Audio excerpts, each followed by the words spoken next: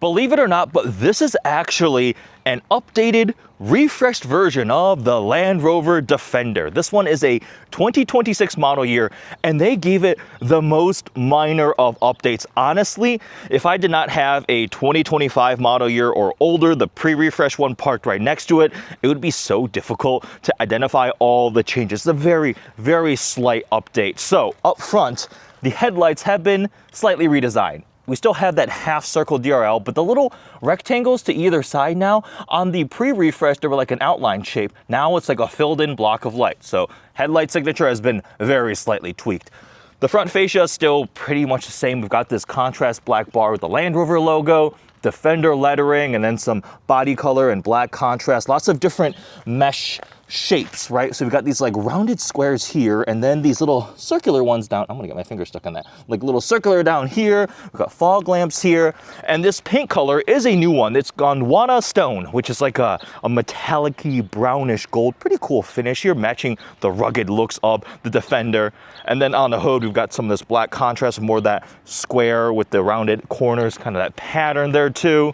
Now this one here is a Defender 110X Dynamic SE, which is quite a mouthful. That's a long name, but the 110 means it's the medium size, right? So you have the 90, which is a two-door, you have the 110, the nice happy medium, and then the 130, which is a longer one, which honestly to me looks like a 110 wearing a backpack, but as we need more of that space and practicality. But the 110 is a nice happy medium size here.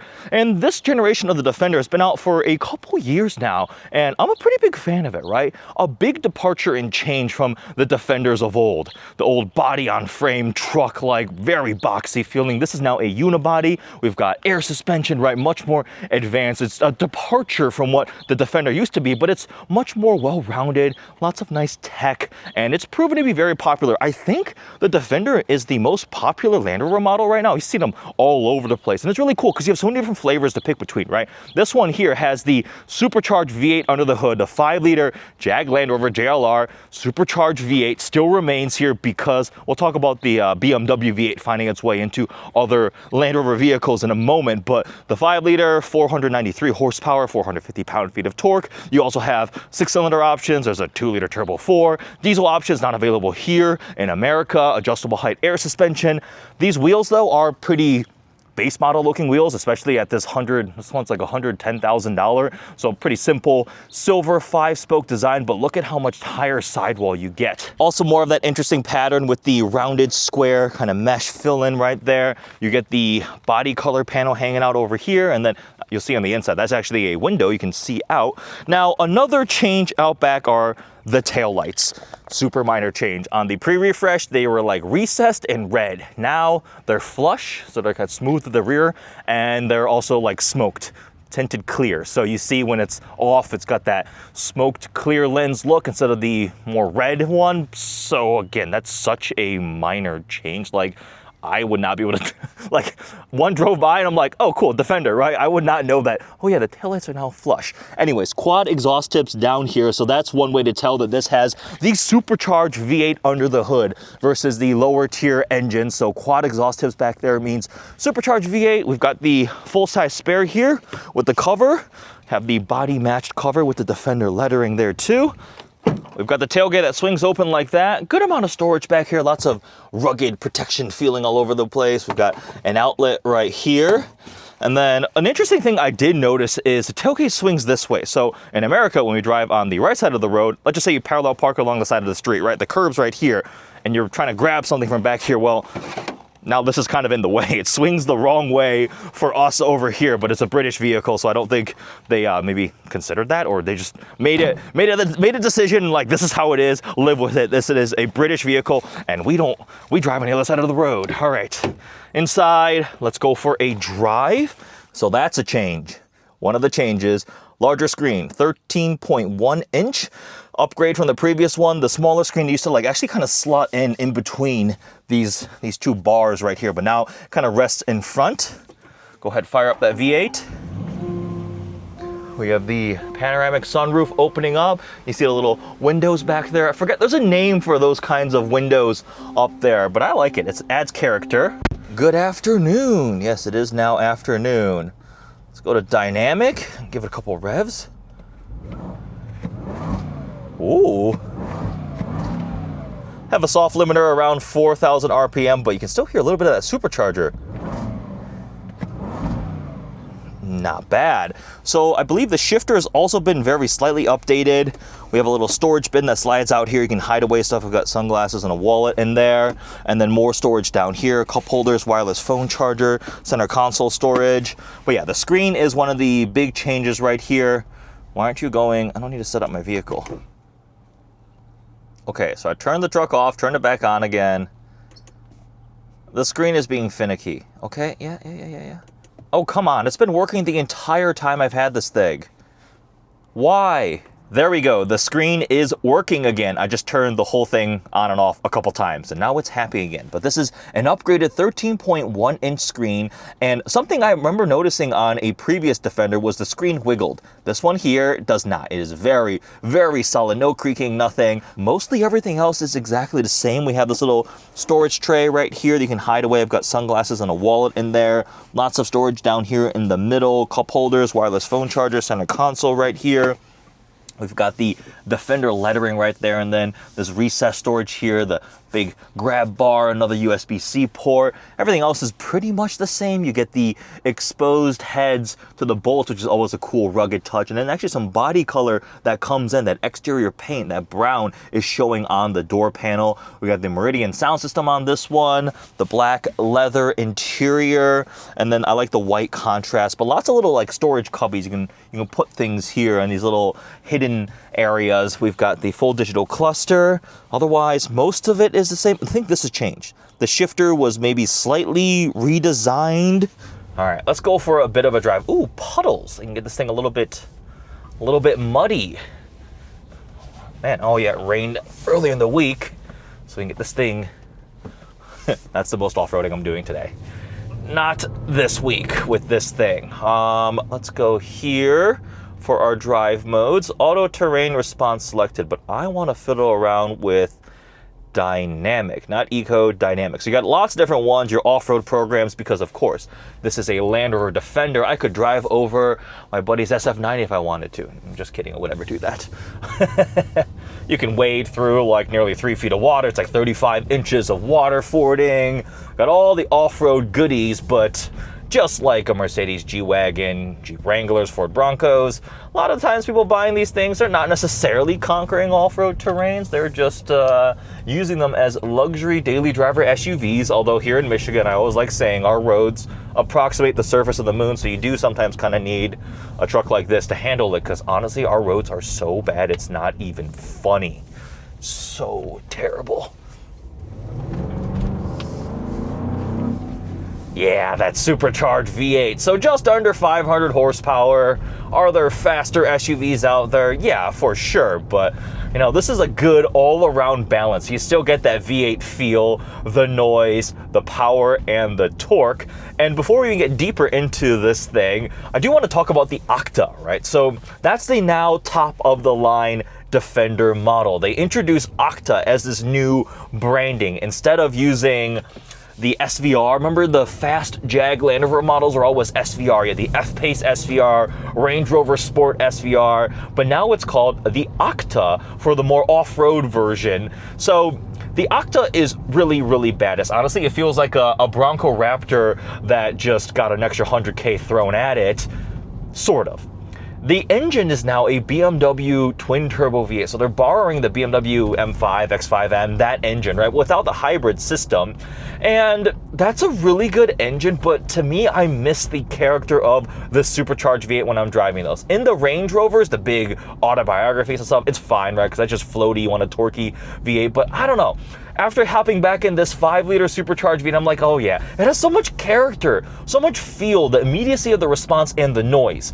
For some reason, in the Defender Octa, they made that twin-turbo V8 sound like a F-150 Raptor EcoBoost. It's a really, really weird thing, and I remember just not liking it that much. Now, I also went back-to-back with an Octa and a G63, and I'm like, oh, the G-Wagon, even though the G-Wagon was extra like $60,000, what a lot of people were saying, like, well, the G-Wagon will probably hold its value better, so you pay more, but you get more of your money out of it. Octa's like $158,000. This one here is about 110. Oh, this is a nice coincidence. I am under an overpass and there's a red light. So am I in? Nope, not stop start.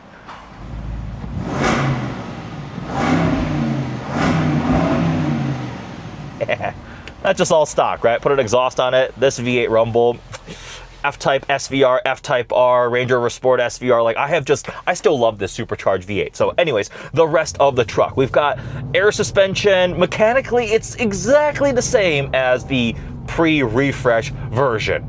Like, so it'll drive exactly the same. They did not mess with that at all whatsoever. The Octa gets the fancier upgrades with the 6D suspension and the body and soul seats, which vibrate with your, it feels weird. It's like vibrating with the music and things like that.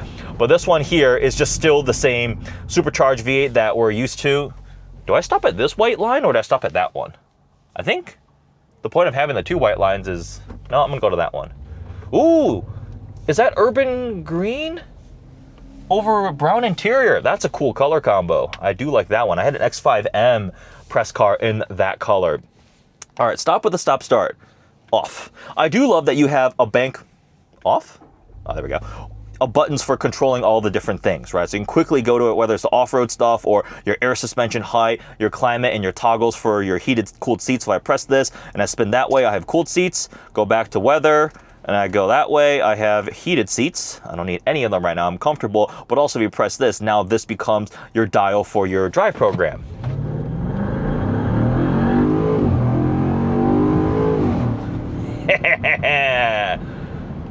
This thing moves. For again, still a big, heavier SUV with the aerodynamic properties of a brick. This is plenty, right? Like, I still really like this. Honestly, one of my big takeaways hopping back in this thing right now was like, I would probably, if I were spending my own money, I'd buy one of these and save the $50,000 that the Octa cost in addition, right? Octa's like $160, and then there's like even upgrade versions with, you can add the carbon and all the other paint stuff. You can do matte finishes, whatever. So $160, $170 for an Octa. This one here is like around like $110-ish, $110,000. Honestly, I think I would just go for this one. Octa is more badass. It is more capable. You get the widened body, the special touches, the crazy suspension. But this one here with the air suspension, and honestly with my use case, daily driving, I'm still such a big fan of these things. They grow on you. The first time I hop into this after driving a bunch of other cars in between the last time I was in a Defender, I was like, yeah, man, this thing, like the steering's not as good, so much body motion, but then you like spend a day or two driving it and it's like, it grows on you. The charm of it. Is it the most luxurious or practical? No, like a Range Rover Autobiography or even a Sport is gonna be much more quiet and smooth and comfortable on the road. And like an X5M is gonna handle way better, a GLE 63, things like that. But there's something just really charming and appealing about the Defender that I still really like. And it's such a huge departure from the older versions. Honestly, I've never driven a good old-fashioned Defender like the previous generation ones. But I have driven the Ineos Grenadier, which is sort of like, oh, you won't make the Defender anymore? I'm going to do it myself. That's kind of the whole story of that, the origin of the Ineos Grenadier, right? And that thing, I was like, oh, yeah, this is proper old school, like traditionalist kind of feel. This is very much modern creature comforts. Unibody construction is still quiet. It's definitely very comfortable and still definitely very capable if you need to do that kind of stuff. It has all the off-road cred. But as a daily driver SUV, I can see why so many of I know some wealthy people who have gone through not one, not two, but like 3 or 4 Defenders. And that's not to say they've broken a bunch. It's just they lease them and then they're like, you know what, I still really like that thing. I'm gonna go get another one. Oh, I'm gonna get another one. Oh, I'm gonna get another one, right? You either live in a Defender household, or you live in a G-Wagon household if you're really wealthy. Now, there's a lot of different flavors of the Land Rover Defender, right? I already talked about different body styles, but you can do entry-level engines in Europe. I think there's diesel options. We don't get those here. And then you can do the 6-cylinder. There's mild hybrid versions. You go to the V8 here, and then there's like different flavors. They use the P500, P525. Like that's kind of how they try to denote the different variants. And then there's also the Trophy Edition, which I believe made a comeback here with all the add-on accessories that looks nice and tough. Lots of cool, fun accessories. If you do the roof rack, it will cause a lot of wind noise. But that's something I like what Defender offers is you have so many choices. And it seems like OEMs go either of two ways. Either it's very simple, look at a G-Wagon. Now there's a couple more, but it was G550, G63, right? Kind of that's what you're picking. And now there's the electric version, or sorry, G580, but also the EV version too. And there's obviously the 4x4 squares, the big ones, and Maybach and a Cabriolet coming at some point 1.2, but ostensibly you had the non-AMG version, the AMG version. With Lexus, with the GX, right? They're like, here, V8 one, well, not anymore. Now it's the GX with the 550 with the twin-turbo V6 now, and that's also a similar segment, fueling, off-roady, focused, has heritage of SUV. But here, I mean, you've got so many different engine options. You can still get a V8 under the hood, so this or the Land Rover, and you have the luxury creature comforts, enough of the tech, the historic name. It stands out. I can see why it's done well. This color has been really cool. Would I order it in this color? Actually, maybe. Like, I was at the grocery store yesterday and coming out of the parking lot, I'm like, oh, there's the Defender. It definitely is a unique finish in a sea of black, silver, gray, white, boring color vehicles, right? It's subtle, it's not over the top, but it's definitely a fun new color. There's a couple other ones available, minor tweaks, but to call it like a refreshed new Defender just seems like it was literally the most minor of changes. I swear, I was like Googling 2025 Defender headlights, 2026 Defender, and like coming outside looking at it, I'm like, wait, what's the difference? And then as soon as I figured out it was the little rectangles on either side, driving, I was like, oh, that's a pre-refreshed Defender. But it's so minor. I pulled up to out of office garage, the car club, and one of my friends, Syed, the owner, has, I mean, I think his wife, Erica's had a bunch of Defenders. She's really liked these things. And he was like, if you had told me this was the new one, I would not have known. And they have literally had many, many of these. So the takeaway there is like, they're really not messing with the formula. It's still the same thing. All the drive modes, the capability, the technology is essentially the same thing. Screen's a little bit bigger. It doesn't wiggle. Genuinely, I remember I hopped in it might have been like a 23 model year, and I was like fiddling with the screen. I'm like, it's like creaking, and it like wiggled a little bit. This is very nice and solid, and the exterior still stays essentially the same thing. So if you still want a Defender with a supercharged V8 under the hood, and you don't feel like fiddling around with that new Octa with the twin turbo BMW V8, this is, I think, one of the last ways you can get the 5-liter, because Jag is essentially not even a car company anymore. We don't have the Range Rovers are the BMW V8 under the hood. And yeah, I think this might be the last remnant of the supercharged. You can hear a little bit of that supercharger whine. It squats. The air suspension is like, nope, you're gonna go that way. And you can hear a bit of that supercharger, that ZF8 speed punches off pretty quick shifts. Yeah, I still am a big fan. If I were shopping for a Land Rover daily and I'm looking at the Defender, 110X Dynamic SE, whatever this version is, this is probably what I'd go for, or a 90. A 90 with a V8, ooh, that would be fun. Anyways, enough rambling about the Land Rover Defender that has been mildly refreshed. Essentially, they did not feel like messing with their formula, so that stayed the same way. Hope you guys enjoyed this fun little POV drive and learned how to identify the 2026 model year Defender. Thanks for watching.